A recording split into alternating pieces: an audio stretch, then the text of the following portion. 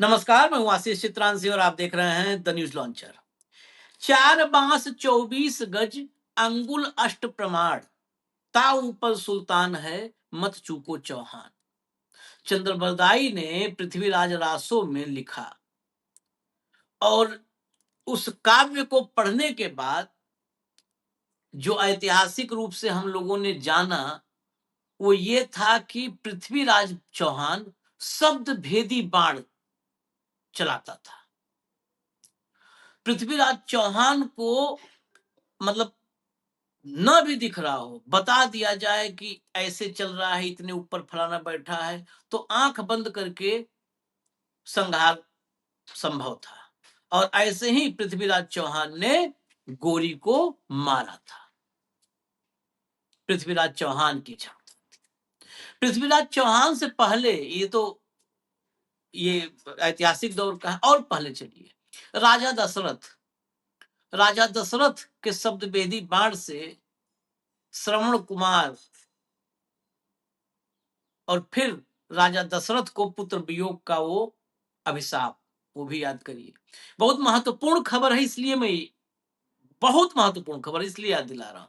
अभी हम court room में चलेंगे। जज साहब, आज एक ईमानदार जज को प्रणाम करने का वक्त है। तो राजा दशरथ हो गए। राजा दशरथ के बाद भी अर्जुन, एकलव्य, कर्ण, ये सब वो धनुर्धर थे जो शब्द भेदी बाण चलाते थे कि कहीं खट आवाज हुई तो बस उस खट की आवाज पर उन्होंने पानी छलका और मारा, तो पानी की बाल्टी हाथ में लिए लिए आदमी धराशायी हो गया। अब चलते हैं जरा कोर्ट रूम में। आज जस्टिस सुभाष विद्यार्थी को प्रणाम करूंगा मैं जरूर। और अब वक्त है कुछ ऐसे जजों को समय समय पर प्रणाम किया जाए, उनको उनकी जय जयकार की जाए। आज जो खबर हम लेके आए हैं वो जस्टिस सुभाष विद्यार्थी की कोर्ट रूम से है। इलाहाबाद हाई कोर्ट के लखनऊ बेंच में है जस्टिस सुभाष विद्यार्थी। और जस्टिस विद्यार्थी ने भरी अदालत में योगी की पुलिस को कैसे पकड़ा है और कैसे भरपूर उनकी इज्जत का फलूदा किया है ना। मेरे शब्द थोड़ा भले कोर्ट रूम और उससे नहीं मेल खा रहे हैं, लेकिन भावनाओं को समझिए। अद्भुत है। ऐसे अगर इस देश में 20% जज हो जाए ना, तो ये जितने अहंकार में सत्ता के मद में पगलाए हुए सत्ताधीश है ना, ये सारे के सारों के आपको घुटने कांपते नजर आएंगे। मैं छोड़ दीजिए पुलिस पुलिस की बात, ये सत्ताधीशों को घुटने फिल्लियां हिलने लगेंगी, कटोरी घुटने कांपने लगेगी, खनकने लगेगी, ये मान लीजिए। तत्काल आदेश भी सीबीआई जांच का। अब सीबीआई जांच उस पर बहुत इस दौर में भरोसा नहीं कर सकते जहां पे हम न्यायपालिका में ही 20% की उम्मीद पर जी रहे हैं। खबर आपको मैं दिखाता हूं। अब खबर पे सीधे आ जाइए, हेडलाइन लाइए। पुलिस की गोली ठीक घुटने के नीचे कैसे लगती है? हाफ एनकाउंटर पर हैरान हाईकोर्ट, सीबीआई जांच के आदेश। इस हेडलाइन से भी आपको खबर की गंभीरता नहीं समझ में आएगी। खबर की गंभीरता खबर मैं बताऊंगा तब आएगी। मैं पूरा खबर आप पढ़ के बता दूंगा, मतलब वो, लेकिन थोड़ा सा बस खाली ओपनिंग आप देख लीजिए कि क्या खबर है। लाइए ओपनिंग ले आइए। यूपी पुलिस द्वारा किए जाने वाले कथित हाफ एनकाउंटर पर हाईकोर्ट की लखनऊ बेंच ने तल्ख टिप्पणी की है। न्यायालय ने कहा कि हम अक्सर देख रहे हैं कि पुलिस किसी व्यक्ति को पकड़ती है तो प्रायः एक और एफआईआर दर्ज कर दी जाती है। इसमें आरोप लगाया जाता है कि जब अभियुक्त को पकड़ा गया तो उसने पुलिस टीम पर अंधाधुंध फायरिंग की। ये कॉमन हो गया उत्तर प्रदेश में। सामान्यतः पुलिसकर्मियों की वर्दी को एक छर्रा भी नहीं छू पाता और सभी पुलिसकर्मी बिना किसी चोट के बच निकलते हैं, जबकि पुलिस एक गोली चलाती है और वह अभियुक्त के घुटने अथवा उससे नीचे लगती है। न्यायालय ने यह भी कहा कि पुलिस में वरिष्ठ अधिकारियों को खुश करने, आउट ऑफ टर्न प्रमोशन पाने या सोशल मीडिया में वाहवाही लूटने के लिए अभियुक्तों के पैरों में गोली मारने की खतरनाक प्रवृत्ति बढ़ रही है। ये गोली पैरों मार रहे हैं जबरन, अधिकारी खुश करने के लिए, पॉलिटिकल आकाओं को खुश करने के लिए ये छूटा है। सजा देने का अधिकार न्यायपालिका का है, पुलिस का नहीं। और थोड़ा-सा आगे चलिए अब इसमें।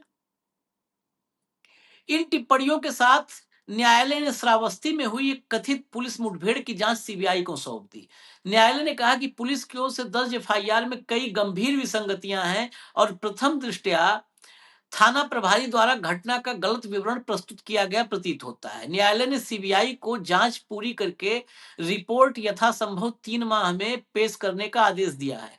यह आदेश न्यायमूर्ति सुभाष विद्यार्थी की एकल पीठ ने छोटकऊ उर्फ अलाउद्दीन की ओर से दाखिल एक आपराधिक पुनरीक्षण याचिका पर सुनवाई करते हुए दिया। अब जरा जस्टिस सुभाष विद्यार्थी की फोटो ले आइए, कम से कम जज साहब को लोग देखें। फोटो चलाइए और मैं फिर बताता हूं खबर। अब यहां शुरू होगी खबर। 9 मई को अब घटना क्या है। 9 मई 2025 को थाना इकौना में एक एफआईआर दर्ज कराई गई। 7 साल की बच्ची का अपहरण। इसके आरोप में शफीक नाम का एक आदमी और 2 अज्ञात लोग, इन पर एफआईआर दर्ज हुई। वादी ने शफीक को मौके पे ही पकड़ के पुलिस को सौंप दिया, मौके पर। लेकिन 12 मई 2025 को छोटकऊ उर्फ अलाउद्दीन को इस मामले का मुख्य अभियुक्त बता करके पुलिस ने मुठभेड़ किया और गिरफ्तार कर लिया। मुठभेड़ में गिरफ्तार किया जाना दिखा दिया। उस मुठभेड़ में अभियुक्त के दोनों पैरों में गोली लगी और एक अलग से एफआईआर जो मुठभेड़ की है वो दर्ज कर दी गई। अब पुलिस की कहानी में क्या क्या झोल था, जज साहब ने कोर्ट रूम में कैसे पकड़ा योगी की पुलिस को, ये सुनिए तो आप कहोगे अद्भुत, गजब है योगी जी।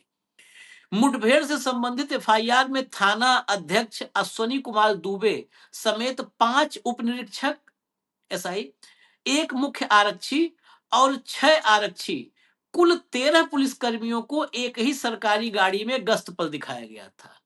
आप लोग भी देखे होंगे सब लोग पुलिस की गश्त। पुलिस की गश्त हमारे यहाँ तो ऐसे हम लोगों ने देखा है कि एक गाड़ी चलाता है, एक बैठा रहता है, एक आध हो सकता है पीछे बैठा हो। 4 गाड़ी में 5 की बैठने की जगह तो 5 पूरे नहीं दिखते नॉर्मली। यहाँ 13 लोगों को एक गाड़ी में गश्त पर दिखाया गया। 13 लोगों को।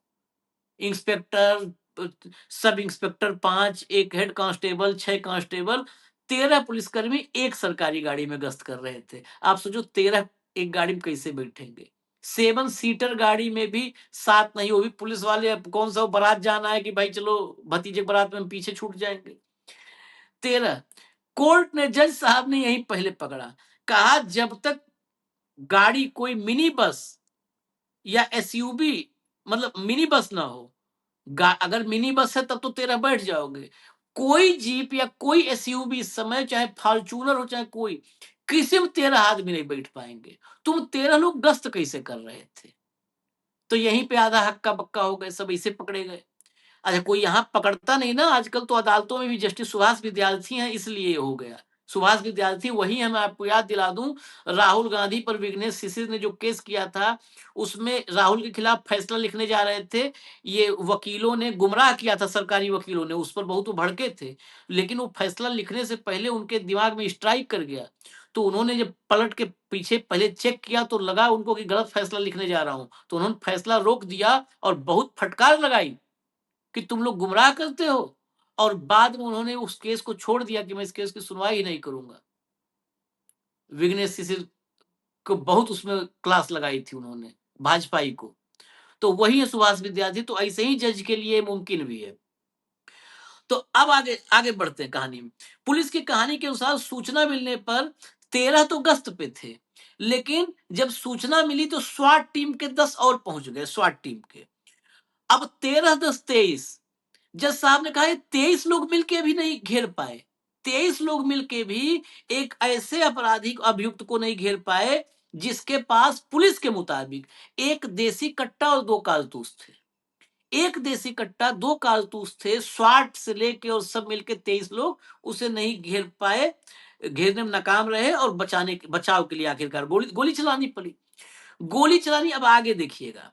न्यायालय के आदेश पर थानाध्यक्ष अश्वनी कुमार दुबे कोर्ट में पेश हुए और बताया क्या कि 15 मीटर की दूरी से, 15 मीटर मतलब करीब करीब 50 फुट हो गया, 45 से 50 फुट।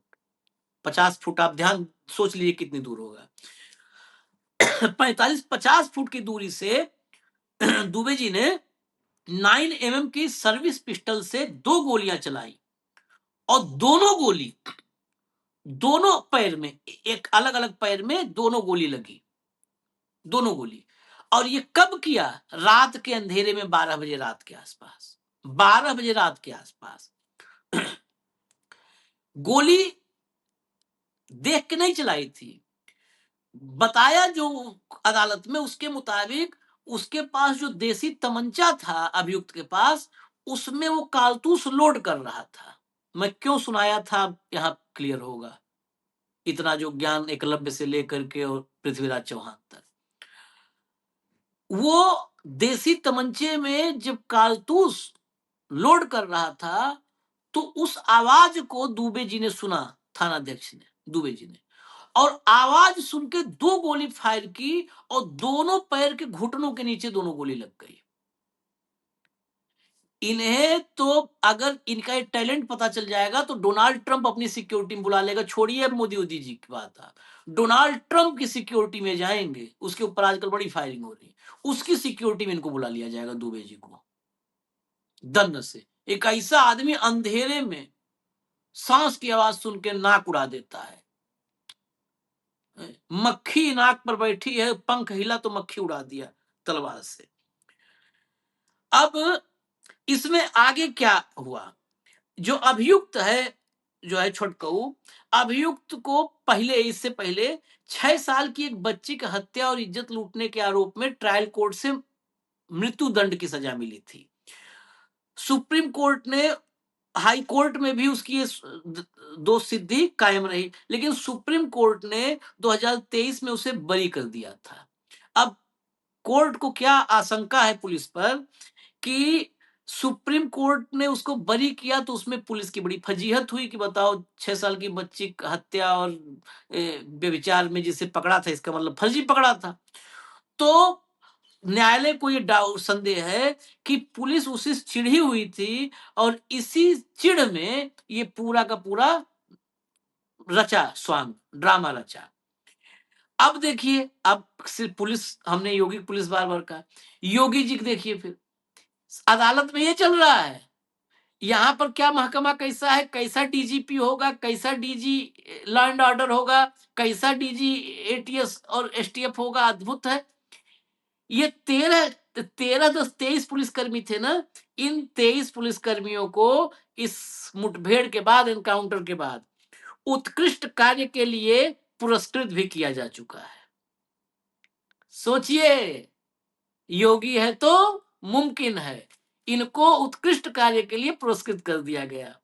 अब न्यायालय ने, जज साहब ने, जस्टिस विद्यार्थी ने अपने आदेश में सीबीआई को थाना प्रभारी दुबे जी की निशानेबाजी क्षमता की भी जांच करने के लिए कहा है कि इनका जो ये राज्यवर्धन राठौर और जसपाल राणा और गगन नारंग से, मनु भाकल से भी जो तगड़ा निशानची है दुबे, इसकी जरा निशानेबाजी क्षमता चेक करिए। और कहा है कि इसमें यह भी देखा जाएगा कि क्या वह रात में करीब 15 मीटर दूरी से सिर्फ हथियार लोड किए जाने की आवाज सुनकर 9 mm पिस्टल से सटीक निशाना लगा सकते हैं, ये भी पूछा है। ये जो है, मतलब भयंकर भयंकर का प्रलयंकर केस है।